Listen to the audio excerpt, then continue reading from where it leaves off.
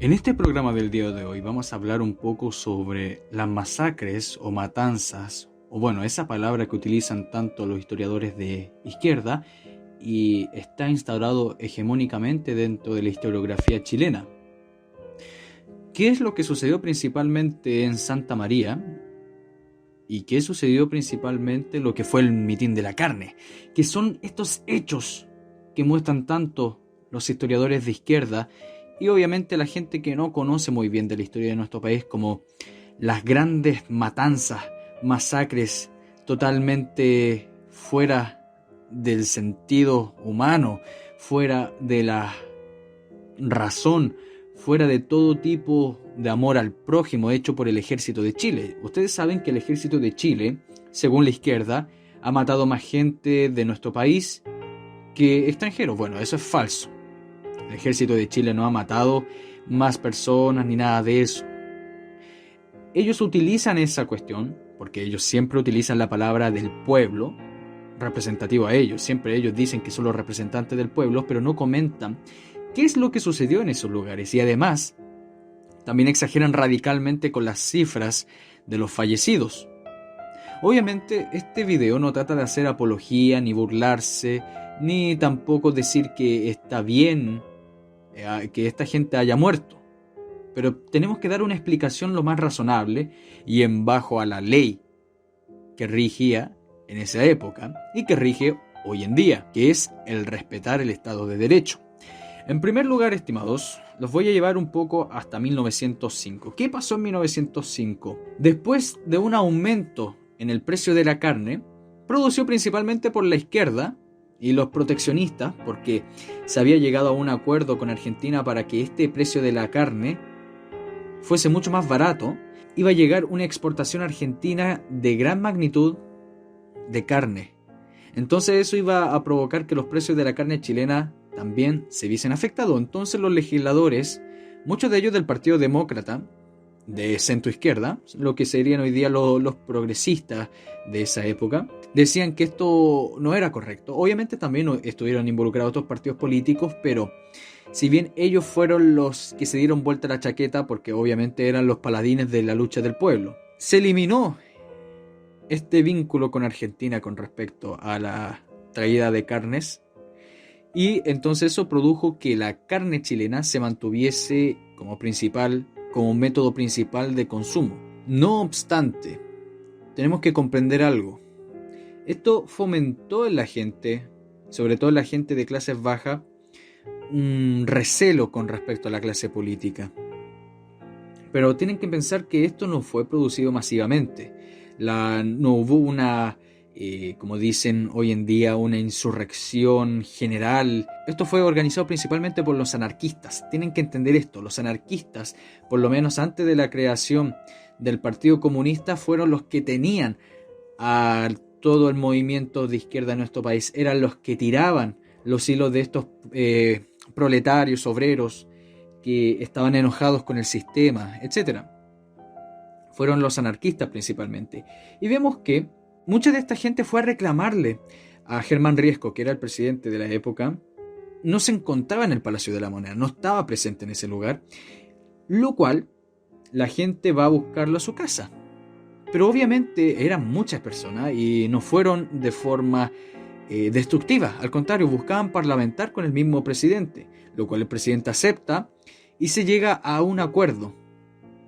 Tienen que tener claro esto, el aumento del precio de la carne fueron un par de centavos. Obviamente es dinero, pero no fue un aumento tan sustancial para generar este tipo de insurrección que pasó. Este solamente fue un pretexto para la extrema izquierda para organizar sus motines insurreccionales, como los vemos hoy en día con el 19 de octubre.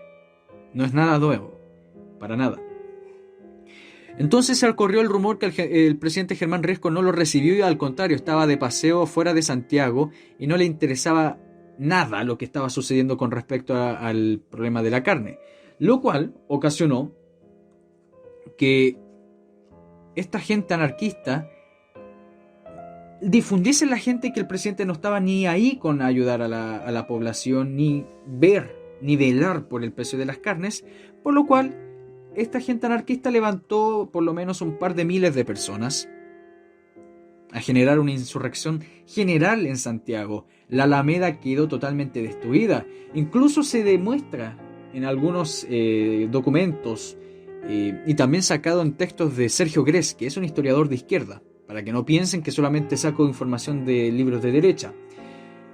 Se habla que por lo menos hubieron 6.000 personas, incluso en la Asonada de 1905. En cambio, abundaban los relatos sobre agitadores que lanzaban discursos destinados a enardecer a las masas, con 2 inspectores de policía que atestiguaron haber visto el lunes 23 de octubre a un individuo en la Alameda que pregonaba a la multitud invitándola a tomar venganza contra la policía, a hacerse justicia por sí misma, a lanzarse al saqueo.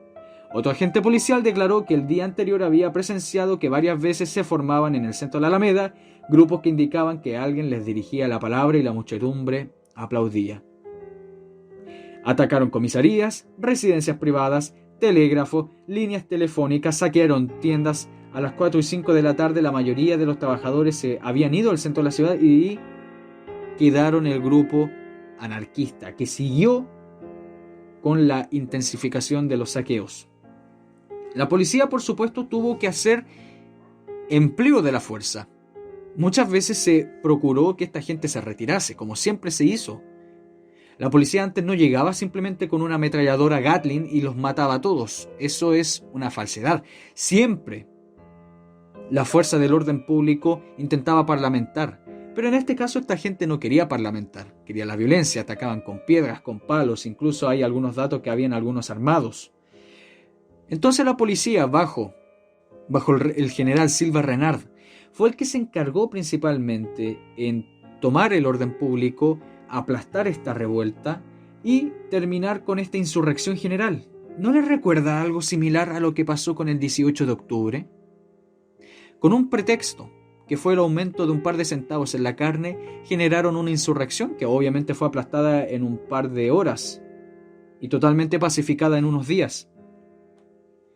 Pero la ciudad quedó totalmente destruida. Incluso la revista Sucesos, que ustedes lo pueden encontrar en Memoria Chilena, cuenta claramente con fotos y detalles cómo fue esta asonada, cómo mucha de esta gente, en vez de manifestarse obviamente por el precio de la carne, solamente fueron por el saqueo y el pillaje. Todo esto generó un par de centenares de muertos, obviamente para defender el Estado de Derecho. La gran mayoría de las personas que fueron a manifestarse no estuvieron para nada con el saqueo. No estaban ni ahí. Querían manifestarse con respecto a la carne. Lo hicieron, se fueron y quedaron como lo menciona la revista Sucesos, la chusma, el lumpen, que literalmente arrasó con la ciudad. Lo que era la Alameda de las Delicias quedó totalmente destruido. Las casas, los negocios, las plazas, las fuentes públicas, etcétera, todo quedó destrozado como que hubiera sucedido una batalla. Por otro lado, otro de las tan nombradas masacres en nuestro país es la de Santa María, la cual he hecho varios programas en mi canal, refutando a Baradit, refutando a un anarquista, refutando a mucha gente, pero yo se los voy a comentar sin sesgo político. Se los voy a comentar como también historiadores de izquierda y de extrema izquierda, como son Sergio Gres, que, insisto, no es un historiador de derecha, es un historiador comunista. Y él mismo nos deja ver algunas perlitas acerca de esto.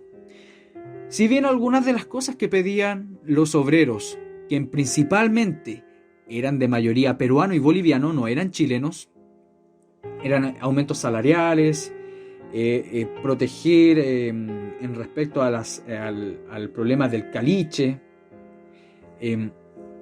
algunas mejoras de seguridad, las mejoras también de lo que es el tema de las pulperías.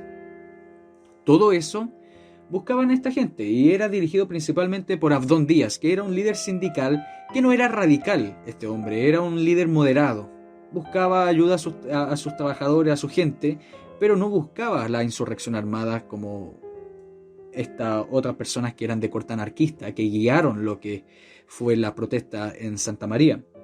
Entonces lo que provocó que bajasen casi 20.000 personas de La Pampa a lo que es la plaza de Iquique y también se distribuyeran por toda la zona de Iquique, valga la redundancia. Entonces lo que le preocupaba al intendente de esa zona es que hubiese una enfermedad o una plaga, porque era mucha gente junta, que acampaban, que hacían de sus desperdicios en la calle, que literalmente estaban arruinando todo el espacio. Y no obstante, también circulaban bandas de a 100 trabajadores por las calles. Amenazaban a las personas. Nunca se llegó a un saqueo a las casas ni a golpe a las personas, pero imponían.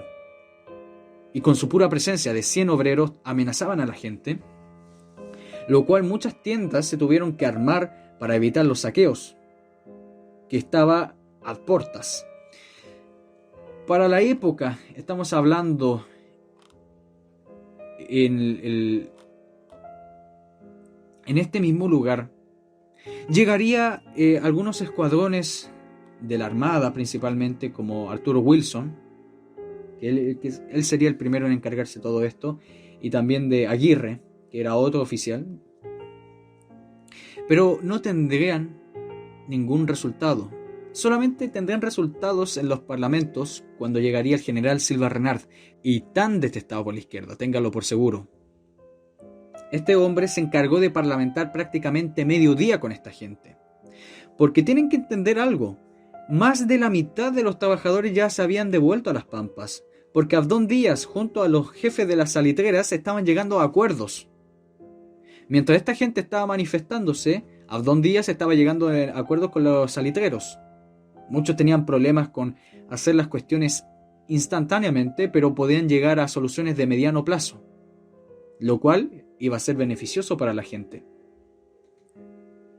No obstante, se habría quedado por lo menos unas 6.000 personas, de las cuales un par se quedó en la plaza y los demás se fueron a la escuela de Santa María, que era sumamente pequeña. Y en el techo de esta escuela se subieron, y más bien se escondieron los anarquistas, Olea y Briggs, que eran los que estaban dirigiendo esta marcha, y llamando a la guerra contra el capital, muerte al burgués, tomarse el poder, la insurrección, etc., hacían que la gente se levantase. Y obviamente hubo una muchedumbre que estaba enojada, que estaba insatisfecha, y entonces esta gente aprovechó la ira, el odio que tenía esta gente, para provocar lo que ellos deseaban, una insurrección en Iquique. El general Silva Renard parlamentó con esta gente. Nunca pudo llegar a acuerdo, intentó de buenas maneras y después terminó amenazándolos. Si no se iban a abrir fuego. Lo cual mucha gente también salió de la escuela y se dirigió a la plaza. Se iban con sus hijos, se iban las mujeres, pero obviamente abuchados, insultados por los demás obreros que se quedaron en la escuela. Obviamente ustedes saben qué tipos de improperio, pero que tienen que ver con la cobardía. Son unos cobardes, son unos vendidos, son unos traidores, se vendieron al capital. Ese estilo de improperios, pero obviamente mucho más fuertes. Pero algo que nunca yo creo que les mencionaron a ustedes es que esta gente, sobre todo los que estaban sobre la azotea, estaban armados. Y le dispararon al ejército, le dispararon a un par de caballos, le dispararon a un par de oficiales y obviamente el general Silva Renard no se iba a quedar de esa forma.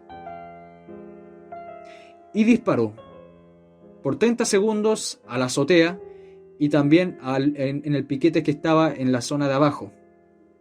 30 segundos y se acabó la insurrección que estaban generando.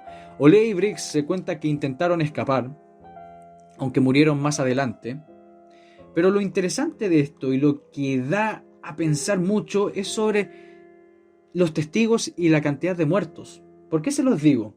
Porque ahí presente estaba Nicolás Palacios, el conocido Nicolás Palacios, que no tenía nada de amor ni cariño por Silva Renard. Al contrario, él mismo menciona que le tenía mala. ¿Ya? Nicolás Palacios, que estuvo ahí, vio que aproximadamente fueron 195 los muertos. Silva Renard mencionó que eran 140 muertos.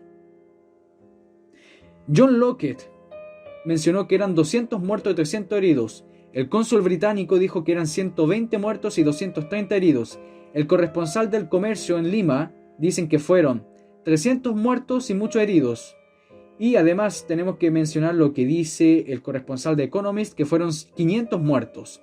Pero después salen unas cifras que fueron de Armando Jovet Angevin, de 2.000 muertos, hay incluso hasta una cifra de 3.600 muertos. O sea, literalmente Silva Renard acabó con todos los del colegio, y eso es falso.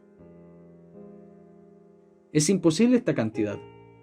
Pero también existe una versión que quedó registrada el 15 de enero de 1908 por Carlos Eastman, el ministro del Interior. En esta junta, la investigación proporcionada por el administrador del hospital y del lazareto de Iquique, Alfredo Sayers Jones, que señala que los caídos ascendían a 126 y los heridos a 135 personas. Todos estos hechos son ocupados por la izquierda como sus víctimas, como sus mártires. Y obviamente lo utilizan para desprestigiar al ejército, para atacar al Estado, pero no cuentan que todas estas cosas fueron insurrecciones. Y el Estado de Chile, por lo menos en esa época, hacía respetar lo que era la ley, el Estado de Derecho. Esto no es una justificación. Esto simplemente es lo que sucedió. Y lo que no pasó en la insurrección de octubre. Porque esta gente llamaba a la sedición, y la sedición está penada. Me he encargado yo en mi canal en refutar todo este panfleto zurdo que habla de las 26 masacres del ejército de Chile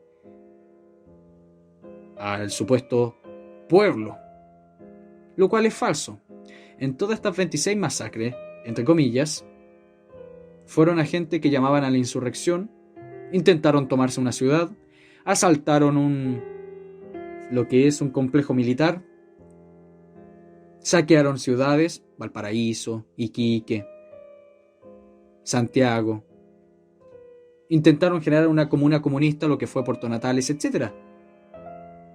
No le crean a los comunistas, no le crean sus cuentos. Los dejo invitados a mi canal que se llama El Viejo de Historia, está en YouTube. Ahí pueden encontrar historia de Chile, narraré toda la historia de Chile, como se debe. Y también a la gente que le interese ocupar este espacio para promocionar algún negocio, para promocionar su pyme, para promocionar una venta de empanadas, lo que sea, es bienvenido. Espero que esto les sirva a ustedes y muéstrenselo a sus hijos. Muchas gracias y hasta luego.